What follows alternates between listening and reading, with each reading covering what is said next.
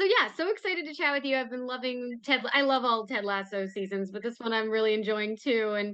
Um and I love that Trent Crimm is writing a book about the team. So the first thing I want to ask is, what kind of book do you think Trent is writing about AFC Richmond? Oh, I think it's a deep dive into the philosophy of the Lasso way, really, and seeing about how I think Trent is most interested in seeing if Ted's philosophy can take AFC Richmond all the way to win. And if they do, then how does he do it? And that's what the book is about. But if they don't, what's more important, the culture of the club and the team, and the results, or the results? I want to read this book. Are you going to actually write it? Maybe I did. Maybe he did, I should say. So should, Well, go no, ahead. Sorry. no, it's cool. It's cool. Carry on. I was gonna say, should Ted Lasso be worried at all? Do you think there's gonna be anything revealed in the book that he would not want, or would anybody not want to read, or want out there in the public? Well, I think Trent is he has to write his truth. So I think anybody that he's writing about should probably be a little bit worried. Like you know, maybe Roy. maybe Roy. I mean, Trent's written about Roy before, as we know. Yeah, I wanted to ask you about that. Because I feel like we learned so much more about your character this season, obviously, especially since he's hanging around the locker room. And we learned that he wrote something that it stuck with Roy. And I was wondering, do you think that he knew that he had done that? Like, he probably knew Roy had was prickly around him. Do you think he had an idea that it might have been something he had written about him? I think that the persona that Trent Crimm had created for himself as a writer just sort of gathered momentum. And I think that there are many upset footballers in the wake of Trent Crimm's opinion of their performance. So I think that he probably became quite anesthetized to this idea that he'd maybe upset people. He thought he was doing the right thing at the time, but really, you know, I always thought that he was trying to make a name for himself, as he says, when Roy confronts him, and it was poor form, and unfortunately, Trent became a bit of a bully, really, and took people down. But that only came from, this isn't excusing it, but the context is that Trent grew up being very oppressed, not being picked for the team, not being the son that his father wanted him to be. And I always had this idea that his dad would most like Trent to be somebody like Roy Kent. So it just came out sideways when he reviewed Roy Kent. Wow. Do you think he would have ever addressed it, or kind of maybe told Roy hey, or confronted him about it, or you think had Roy and Ted actually not intervened, he would have never talked to him about it? I think given the moment, he was ready to face the moment. And as we kind of see when Roy literally corners him in the shower, um, that wouldn't have been Trent's ideal situation, but it was a difficult situation. It was an inevitable moment, I think, that on their path, yeah, that was heading towards each other at some point. Yeah. I love that you got initiated into the Diamond Dogs this season. And it's interesting to me that you are the one who kind of told Ted, "Hey, Nate is betraying you," and then you take his place. So, what was it what was it like to be initiated into the Diamond Dogs?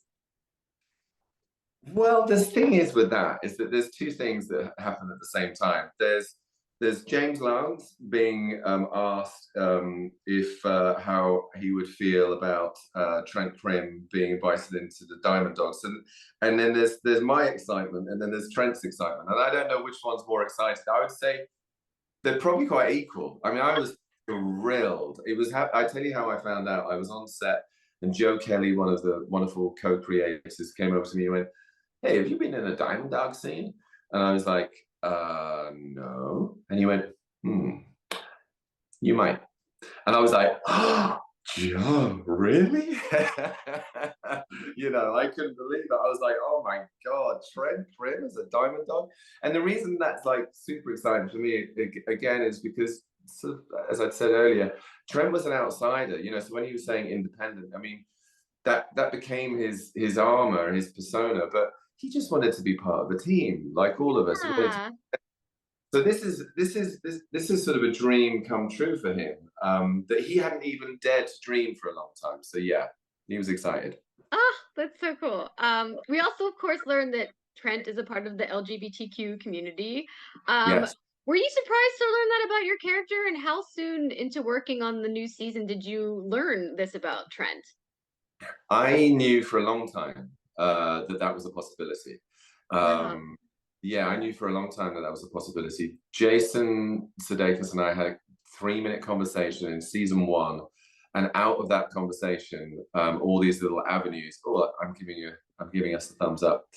That's for the LGBTQ plus community, and yeah, and out of that conversation, a lot of things came out, and that was one of them. That was, you know, that might happen, and it was just super exciting. But like, it wasn't confirmed for me until the scene where Trent bumps into Ted in the pub in season two after Ted left the game, and I, you know, Trent wants to find out why.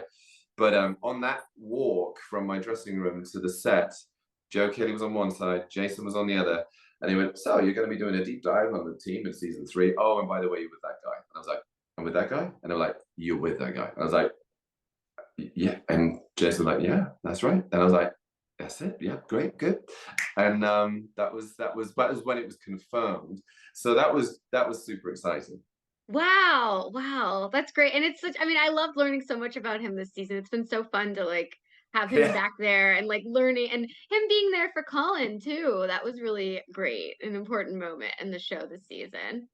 Yeah, I mean, what's fun about that as well, for me, is that, you know, he's probably, if you think of Trent in episode one, season one, he's like the last person you would imagine who would be a safe harbor and a shoulder and an ear, for you know, one of the team members, and so it's quite a journey actually that's just been gently going on in the background, and it's amazing. I love that scene for so many reasons.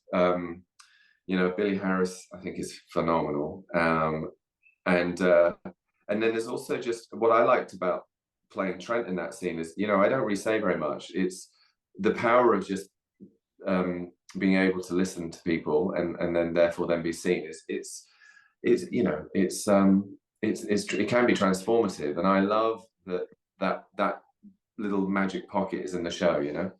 Yeah, that was, yeah, a very special scene.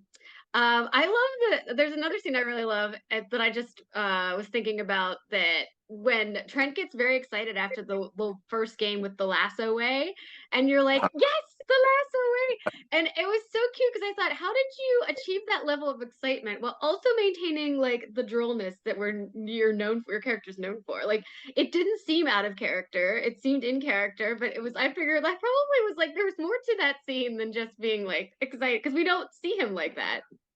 I love that. I love that. Yeah, that was a choice. And um, I kind of feel like what's happened at that point. I mean, look, you know, when you go and see an amazing game, you get taken away. You get Yeah. taken away.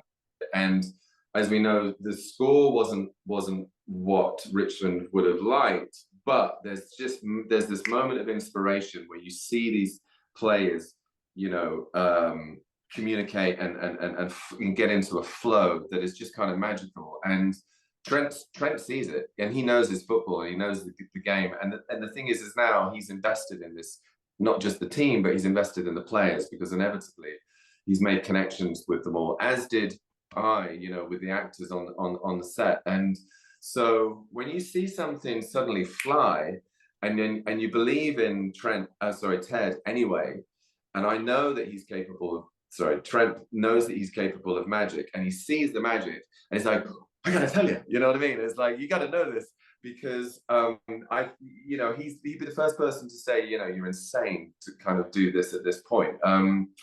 But the kind of context, I think, of that is just really, by this point, Trent's guard is down, you know, and he's been accepted by this team that didn't accept him initially. And just by being, you know, so far, a pretty decent guy, he's been accepted. And by that point, it's that thing where you can kind of be who you really are, you know. And I actually Yeah. think what we saw there is the real guy. I love that. Oh, that was such a great little moment. Well, this has been such a pleasure chatting with you. You answered all my questions so beautifully, and I can't wait Oh, to see what Trent does next. And I actually want to read this book, so I hope they, I hope they have some sort of book on great. it.